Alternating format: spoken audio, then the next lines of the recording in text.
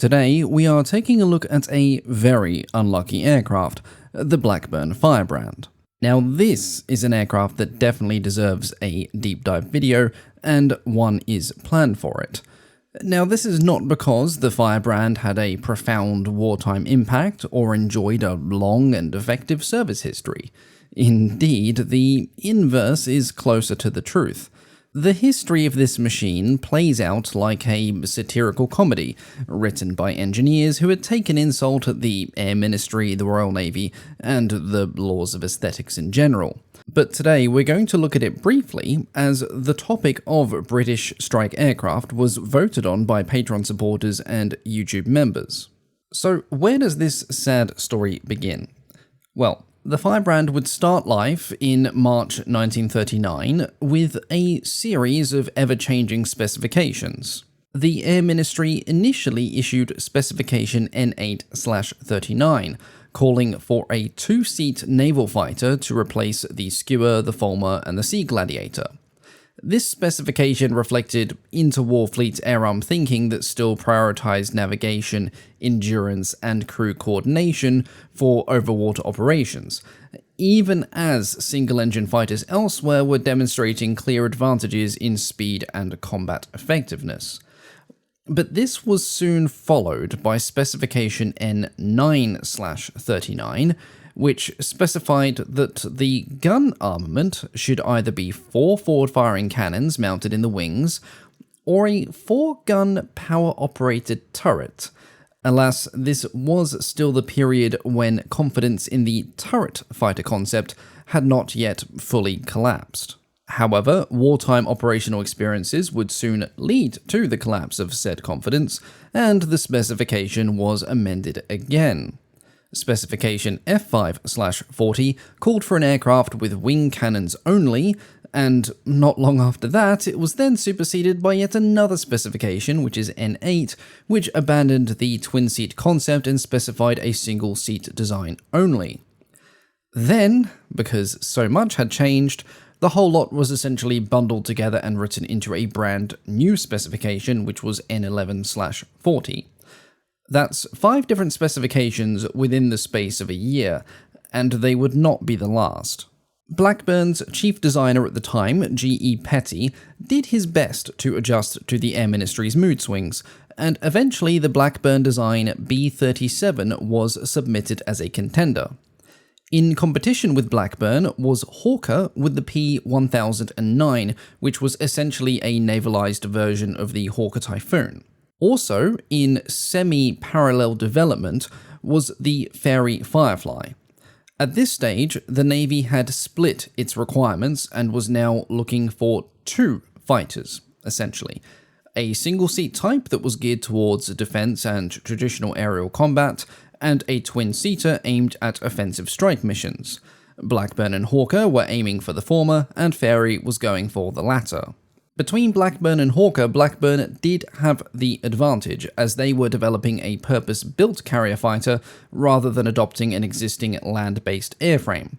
Central to the B-37 design was the Napier Sabre III, a 36.7-litre, 24-cylinder liquid-cooled H-type engine that was rated at over 2,300 horsepower.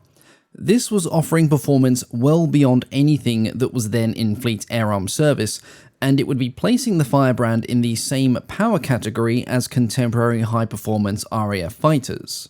As it would turn out, this wasn't actually a good thing for the Firebrand, but more on that later. The resulting airframe built around this engine was a large, low-wing monoplane with a wingspan of 50 feet in prototype form, which was later increased to just over 51 feet in production models. A strong 2-spar center section housed the fully retractable undercarriage, while extensive Fowler and subsidiary flaps were fitted to reduce landing speeds as much as possible. The outer wing panels folded rearwards for carrier stowage, and the Sabre's radiators and oil cooler were fed into the wing roots to minimize drag. The fuselage was made in 2 sections. Forward of the wing it had a circular cross-section, and aft it was an oval semi-monocoque. The fuselage tapered into a tail arrangement that was similar to that on the Skua, with the fin and rudder set well forward of the tailplane to reduce airflow disruption as much as possible. Armament would comprise of 4 20mm Hispano cannons in the outer wing panels, and with an all-up weight of approximately 13,600 pounds, the Firebrand was projected to reach around 353 miles per hour with a service ceiling exceeding 32,000 feet. Following Admiralty approval, an order was placed for 3 prototypes and 50 production aircraft that would be known as the F Mark I. And later, on the 11th of July 1941, the B-37 was formally given the name of Firebrand. The first prototype flew on the 27th of February 1942, after which it was passed to the Aeroplane and Armament Experimental Establishment at Boscombe Down for further evaluations. Testing confirmed that the Firebrand's large wing and extensive flap system provided the low-speed lift required for carrier operations, but they also revealed shortcomings in directional control during approach and landing. Forward visibility from the cockpit was also criticised, particularly during simulated deck landings where the long nose imposed by the Sabre engine restricted sightlines. Development nevertheless continued, with incremental changes introduced to the prototype to improve both handling and carrier suitability.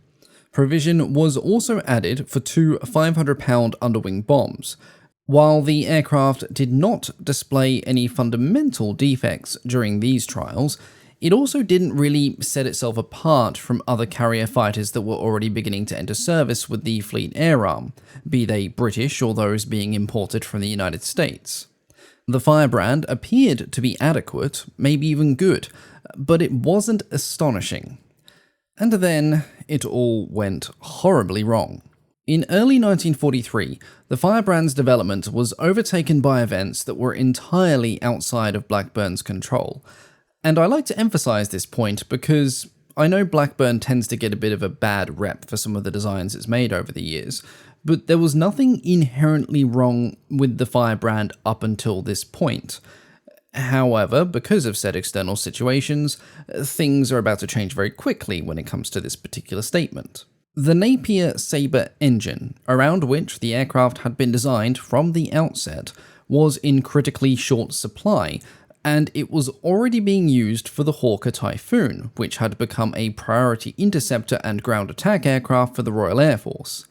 In response, the Ministry of Aircraft Production issued a directive that basically said all Sabres that were being produced had to exclusively go to the Typhoon. Most unhappily for Blackburn, this decision also coincided with a rapid improvement in the Fleet Air Arm's fighter situation. The Supermarine Seafire had entered service, and despite its own limitations as a carrier aircraft, was widely welcomed for its performance and familiarity. In parallel, increasing numbers of American-built naval fighters were also becoming available through the Lend-Lease, and as such, the Fleet Air Arm no longer needed any other new carrier fighters. The Firebrand had suddenly lost both its engine and its reason to exist. Now, this could have been the end of the Firebrand, but the Ministry of Aircraft Production was very reluctant to let all of that expensive development work go to waste. Its size, its structural strength, and its payload capacity with a powerful engine suggested that the Firebrand could be adapted as a strike aircraft. Blackburn was therefore instructed to rework the design into a carrier-borne torpedo fighter capable of delivering an 18-inch aerial torpedo. This was later expanded to include conventional bombs and ordnance as well. Adapting the airframe to the torpedo role required substantial structural modification. The center section was widened by over a foot to allow a torpedo installation between the undercarriage legs.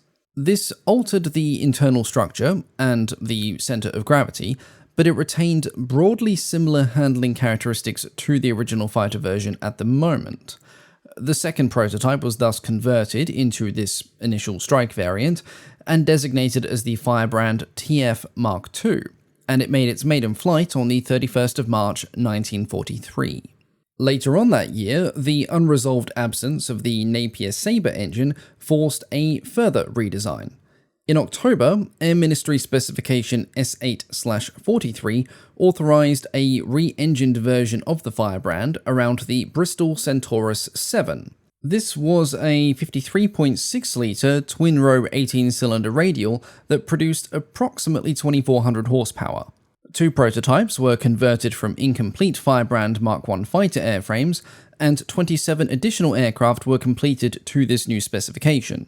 To accommodate the larger radial engine, the air intakes for the carburetor cooling and oil cooling were installed in the wing root extensions that had formerly housed the radiators for the Sabre engine. The resulting aircraft, designated internally as the Blackburn B-45 and known to the Fleet Air Arm as the Firebrand TF Mark III, first flew in December of 1943. It seemed at this point that the Firebrand had found its engine and found a new purpose. But alas, things were not going to improve. Flight testing revealed a number of significant handling and operational issues, which made it completely unsuited to carrier operations. In a nutshell, the Centaurus engine produced greater torque than the Sabre, making rudder control insufficient during takeoff with full flaps, which basically meant there was a very large chance of the thing either spearing off over the side of the carrier or spearing into the tower. Forward visibility remained poor for deck landings, the tailhook attachment proved to be distressingly weak, and the aircraft displayed a tendency to drop a wing at stall during landing or takeoff. Basically, this thing was a Widowmaker waiting to happen.